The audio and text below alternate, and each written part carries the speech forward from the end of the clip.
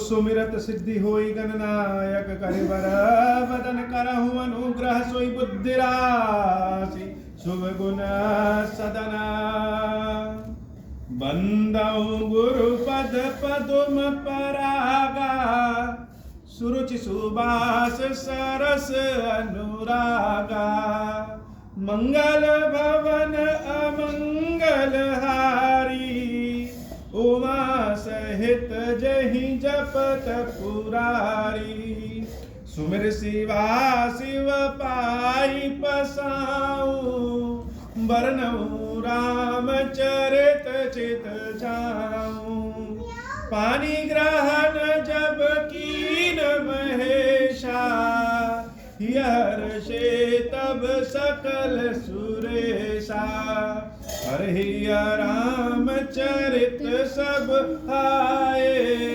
प्रेम पुलक लोचन जग छाए कवन सो काज कठिन जग माही जो नहीं होई तात तुम पाही राम काज लगी तब अवतारा सुनता ही भयाऊं पर्वतारा। हे महादेव इस जगत में बाबा इस जीवन बाबा न कोई कार्य कठिन है न ही व्यवहार असंभव या सारे कार्य सरल और संभव हो जाते हैं बाबा अगर आपकी कृपा हो जाए।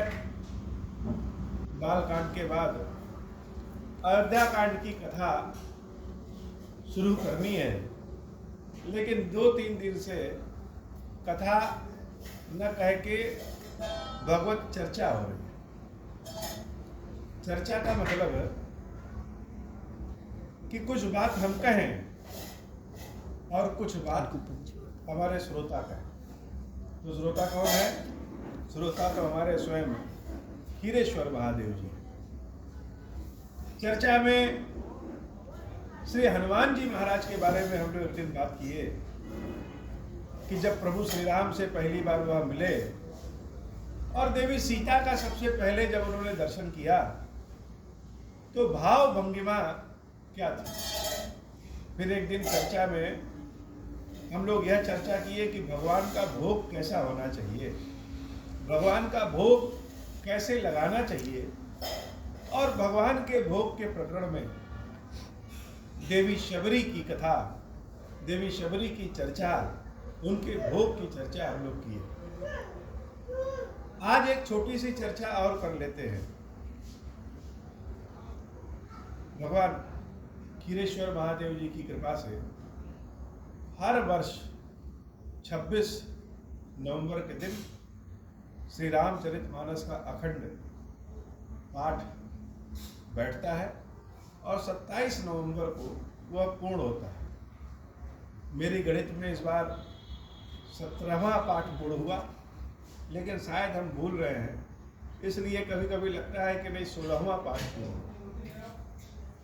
तो 16वां पाठ पूर्ण हो या 17वां पाठ पूर्ण हो, अर्थात पिछले 16 या 17 सालों से हर साल खीरेश्वर बाबा की कृपा से अखंड रामचरितमानस का पाठ 26 नवंबर को बैठता है और 27 नवंबर को पूर्ण होता है। श्री रामचरितमानस के पाठ में भगवान की कथा में बहुत शक्ति है और उस शक्ति को कोई देखे कहे कि हम अपनी आंखों से देखें तो हो सकता है न देख पाए, लेकिन अगर वह अनुभव करना चाहे, महसूस करना चाहे तो बड़ी शक्ति। श्री रामचरितमानस का पाठ आज के 16-17 वर्ष पहले जब हम शुरू कराए थे तब, और आज 16-17 वर्षों के बाद भगवान के श्री रामचरितमानस के पाठ की यह फल है, यह विशेषता है, यह कृपा है कि स्वयं महादेव खीरेश्वर महादेव के रूप में हमारे समक्ष हमारे हाथों से स्थापित है। हम सब अपने इच्छा से घर बनवाते हैं, अपनी इच्छा से यात्रा करते हैं, अपनी इच्छा से कहीं पे भी खरीदारी करने जाते हैं, लेकिन जब हम किसी मंदिर में जाते हैं तो कभी कभी इच्छा हमारी रहती है कि हम बाबा की सेवा करें, प्रभु का पूजन अपने ढंग से करें, लेकिन इतनी भीड़ रहती है कि कर नहीं पाते। भगवान ने ऐसी कृपा इस श्री रामचरितमानस के प्रभाव से दिया कि श्री खीरेश्वर महादेव जी अपने सभी स्वरूपों में यहाँ विराजमान है। सभी स्वरूपों का मतलब ब्रह्म तो एक है, शक्ति तो एक है, उनके रूप अलग अलग, जिसमें नारायण लक्ष्मी, लक्ष्मी नारायण के स्वरूप में, शंकर पार्वती के स्वरूप में, देवियों के हर स्वरूप में, श्री हनुमान जी महाराज के स्वरूप में यहाँ पे खीरेश्वर महादेव मंदिर में उपस्थित है। और सारे प्रभु के रूप एक ही मंत्र ओम श्री राम से पूजित अर्चित है। इस साल भी श्री रामचरितमानस का पाठ बैठा और मानस की पुस्तक कह ले, पुस्तक तो नहीं कहना चाहिए, वह तो साक्षात ब्रह्म ही है मानस, साक्षात भगवान शंकर ही मानस है। एक बहुत बड़े संत थे जिनको श्री रामचरितमानस कंठस्थ था, पूरा याद था, लेकिन जब वह मानस पढ़ते थे तो अपने उंगलियों से मानस के एक एक अक्षर को छू करके पढ़ते थे। शिष्यों ने पूछा कि गुरुदेव आपको तो सब याद है, फिर पुस्तक की आवश्यकता क्या है? गुरुदेव ने कहा कि मानस में जो लिखे हुए अक्षर हैं यह स्वयं शंकर पार्वती, हम इनको छूते इसलिए हैं किसी बहाने उनका स्पर्श हो जाता है। ऐसी श्री रामचरितमानस की महिमा है और दूसरों को कहें क्या हमने अनुभव किया है। तो मानस की आज नई पुस्तक हमारे हाथ में पूजित होकर के है।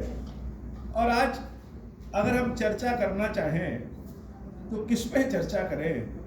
तो चर्चा के लिए जो सबसे उपयुक्त है वह है गुरु पे चर्चा। गुरु साक्षात ब्रह्म है और गुरु ही ब्रह्म तक पहुंचाते हैं। गुरु ब्रह्म तक ही नहीं पहुंचाते, आत्मा को परमात्मा बना भी देते हैं। गुरु के बारे में सारे वेद पुराण हर धर्म के, चाहे सनातन धर्म के हो चाहे दूसरे धर्म के हो, हर कोने में विश्व के गुरु की चर्चा बड़े ही आदर भाव से होती है। बहुत से लोग ईश्वर को भले न माने, नास्तिक या आस्तिक कुछ भी हो, लेकिन गुरु का प्रश्न जहां आता है, गुरु के नाम आते ही हर व्यक्ति श्रद्धा भाव से गुरु के चरणों में झुक जाता है। गुरु का प्रभाव कैसा? श्री रामचरितमानस में भगवान शंकर अपने मुख से ही कहते हैं, बंदहु गुरु पद पदुम परागा, सुरुचि सुवास सरस अनुरागा। मानस बड़ा चटक है, बहुत चटक, जैसे चटकारे लेके खाए, कभी कोई इमली खाए, कोई आम खाइए, आम का अचार खाइए तो चटकारे लेके व्यक्ति खाता है, वैसे ही श्री रामचरितमानस बहुत चटक। और मानस में गुरु के बारे में बाबा अपने मुख से कहते हैं कि बंदौ गुरु पद पद्म परा। सबके चरणों की वंदना होती है, लेकिन गुरु के सिर्फ चरणों की ही नहीं, गुरु के चरणों में जो धूल कण लगे हैं उन धूल कणों की भी वंदना है। कि हमारे गुरुदेव के चरणों में जो धूल कण लगे हैं वह धूल कण नहीं, वह जैसे पुष्प के पराग कण। पुष्प के पराग कण क्या होते हैं? वह खुशबू भी फैलाते हैं और जहाँ जाते हैं वहाँ नवीन नवीन पुष्प भी, उसके पौधे भी उगा देते हैं, लगा देते हैं। तो गुरु का जो चरण है, गुरु का चरण तो अति वंदनीय है, लेकिन गुरु के चरण में जो धूल कण लगे हैं वह तो नए नए वृक्ष उत्पन्न करता है, अर्थात अंधकार के कार्बन डाइऑक्साइड को सोख लेता है और जीवन का नया ऑक्सीजन प्रदान करता है। गुरु के चरणों की जो धूल कण है उसको अगर हम अपनी आंखों से लगा लें तो जैसे दिव्य दृष्टि आ जाएगी और गुरु के चरणों का सुरुचि सुवास सरस अनुराग। अर्थात गुरु के चरणों के धूल को अगर हम मुख में लगाएं वह बड़ा चटकारे वाला हो। इसका मतलब कि गुरु के प्रति जैसी श्रद्धा रहेगी, जितना हम समर्पित रहेंगे, गुरु के चरणों से, गुरु के आशीर्वाद से, गुरु की कृपा से सुरुचि अर्थात हमारी किसी भी चीज में इच्छा उत्पन्न होगी। अब यह बहुत बड़ा विज्ञान है। बहुत से बच्चों को, किसी को रसायन विज्ञान पसंद होता है, किसी को भौतिकी पसंद है, किसी को यह सारे सब्जेक्ट बड़े कठिन लगते हैं। तो किसी बच्चे को, किसी शिष्य को कोई विषय क्यों पसंद है? इसलिए पसंद है क्योंकि कभी कभी किसी विषय का गुरु इतना अच्छा मिल जाता है कि उस विषय के बारे में रुचि उत्पन्न कर देता है। बाबा कहते हैं सुरुचि सुवास। गुरु जो है वह विद्या के बारे में रुचि उत्पन्न कर देता है। रुचि अर्थात अगर व्यक्ति की इच्छा कुछ करने लगे कि हमें पढ़ना है, हमें खेलना है, अपनी इच्छा वाला काम उसे मिल जाए तो बड़े प्रेम भाव से करता है। तो गुरु वो है जो अपने शिष्यों के मन में इच्छा उत्पन्न कर देते हैं। इच्छा किस चीज की? सुबास, सुंदर बास की। जीवन कैसे सफल हो सके, जीवन से अंधेरा कैसे दूर हो सके, जीवन में कल्याण कैसे हो सके, इन सब की जो इच्छा उत्पन्न कर दे वह गुरु है। अब जब यह इच्छा उत्पन्न हो जाएगी अच्छे जीवन व्यतीत करने की, अच्छे जीवन शैली की, तो जीवन कैसा हो जाएगा? जीवन सरस हो जाएगा। जैसे किसी गड्ढे वाली सड़क पे अगर हम यात्रा करें तो बहुत ही गाड़ी जंपिंग करती है, चोट लगती है, लेकिन अगर सड़क बहुत ही अच्छी बनी है तो बिना हिले डुले, बिना थके हम बहुत दूर तक यात्रा कर लेते हैं। गुरु के आशीर्वाद से सरस जीवन सरस हो जाता है। और अनुरागा, बहुत से व्यक्तियों को तो अपने जीवन से ही अनुराग खत्म हो जाता है, प्रेम खत्म हो जाता है। बड़े बड़े ऋषि मुनि भी कहते हैं कि जीवन से मोह नहीं करना चाहिए, लेकिन वह यह नहीं कहते हैं कि इसका मतलब कि जीवन से हम नकारात्मक हो जाएं। जीवन से अगर हमें अनुराग नहीं रहेगा तो फिर दुनिया से अनुराग नहीं रहेगा और किसी भी चीज से अनुराग नहीं हो सकता। गुरु अपने आशीर्वाद से, अपनी कृपा से जीवन के प्रति अनुराग पैदा करते हैं, और जब जीवन में अनुराग है तभी हम भक्ति पा सकते हैं, देश की सेवा कर सकते हैं, ज्ञान को आगे बढ़ा सकते हैं। तो यह सब गुरु के आशीर्वाद से होता है। अमिय मूरी में चूरन चारू, जैसे चूरन खाते हैं, मिठाई खाना एक बार खा लिए, लेकिन चूरन को हाथ में लेके और एक बार चटकारा लीजिए, फिर खाने का मन करेगा, मुंह में पानी आ जाता है। गुरु की शिक्षा, गुरु की कृपा उस चूरन की भांति है जो भोजन को पचा भी देती है, स्वाद भी विकसित कर देती है और जीवन में रस भर देती है। अमीय मूरी में चूरन चारू, समन सकल भवरुज परिवारू। यह केवल एक रोगों का नाश नहीं करता, यह दुखों के, रोगों के परिवार को ही नाश कर देता है। जैसे अगर गंदगी फैल गई है तो गंदगी से बहुत सारी बीमारियां आती हैं। अगर हम गंदगी हटा दें तो बहुत कुछ बीमारी से बच जाएंगे। गुरु की शरण में जाने से, गुरु की कृपा प्राप्त करने से रोग दुख का पूरा परिवार ही समाप्त हो जाता है। समन सकल भवरुज परिवारू, मंगल भवन अमंगल हारी, उमा सहित जहि जपत पुरारी, सुगति शंभुतन विमल विभूति, मंजुल मंगल मोद प्रसूति, जनमन मंजु मुकुर मल हरनी, किए तिलक गुण गण बस करनी, श्री गुरु पद नख मणि गण ज्योति, सुमिरत दीप दृष्टि ही होती, दलन मोह तम सोष प्रकाशु, बड़े भाग उर आवई जासु, उग्रहि विमल बिलोचन ही के, मिटहि दोष दुख भव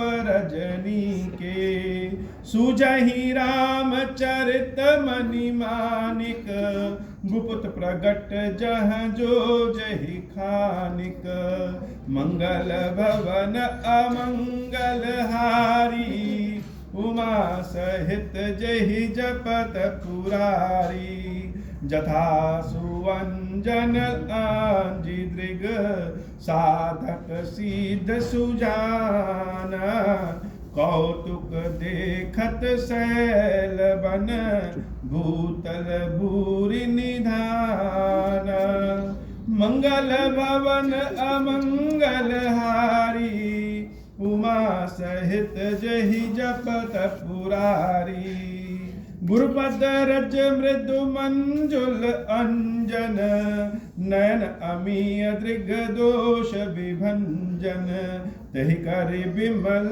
विवेक विलोचन वर्णौ रामचरित भव मोचन मंगल भवन अमंगल हारी उमा सहित जहि जपद पुरारी। अब हो प्रसन्न प्रभु मोह पर नाथ दीन पर नेहु निज पद भगति देहु प्रभु पुनि दूसर बर देहु। तब माया बस जीव जड़ संतत फिरहि बुलान हम पर क्रोध न करिय प्रभु कृपा सिंधु भगवान। शंकर दीन दयाल अब हम पर होहु कृपाल साप अनुग्रह होई जहि विधि नाथ तो रहि काल। दीन दयाल विरुद्ध संभारी हरहु नाथ मम संकट भारी। जय विधि होई नाथ हित मोरा करहु सुबेगी जानी दास मैं तोरा। राम राज बैठे त्रैलोका हर्षित भय गए सब शोका। जय सकाम नर सुनहि जगावहि सुख संपत्ति नाना पावै जो इच्छा करि हो मन माहि।